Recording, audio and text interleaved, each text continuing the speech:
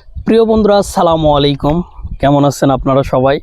তো আজকে আপনাদের মাঝে আসলাম একটা খুশির খবর নিয়ে, অর্থাৎ পুরা বিশ্বের একটা খুশির খবর, কোনো কন্টেন্ট নিয়ে নয়।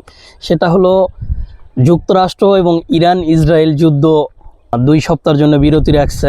তো এটা পাকিস্তানের সরকারের প্রস্তাবের মাধ্যমেই এই যুদ্ধটা বিরতি করছে, সেটাই আপনাদেরকে শোনাবো। এই ভিডিওর মাধ্যমে দেখেন। 2 সপ্তাহের জন্য যুদ্ধবিরতিতে সম্মত হয়েছে যুক্তরাষ্ট্র, ইসরায়েল, ইরান।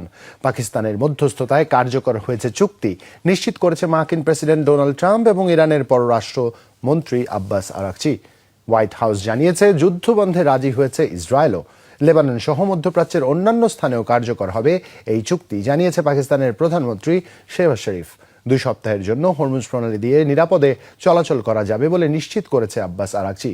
ইরানের সশস্ত্র বাহিনীর সাথে সমন্বয়ের ভিত্তিতে নিশ্চিত করা হবে নিরাপদ যাতায়াত। মার্কিন প্রেসিডেন্ট ডোনাল্ড ট্রাম্পের বেঁধে দেওয়া ডেডলাইনের মাত্র মিনিট 10 আগেই যুদ্ধবিরতিতে সম্মত হয় ইরান। আগামী 2 সপ্তাহের মধ্যে তেহরানের প্রস্তাবিত 10 দফার ভিত্তিতে আরও বিস্তারিত আলোচনা হবে। ইসলামাবাদে অনুষ্ঠিত হবে এই বৈঠক। তো 2 সপ্তাহের জন্য হরমুজ প্রণালীও খুলে দিয়েছে, তো এই জন্যে তেলের আর কোনো সংকট থাকবে না। এই ভিডিওটা বেশি বেশি শেয়ার করে দেন, সবাইকে দেখার সুযোগ করে দেন।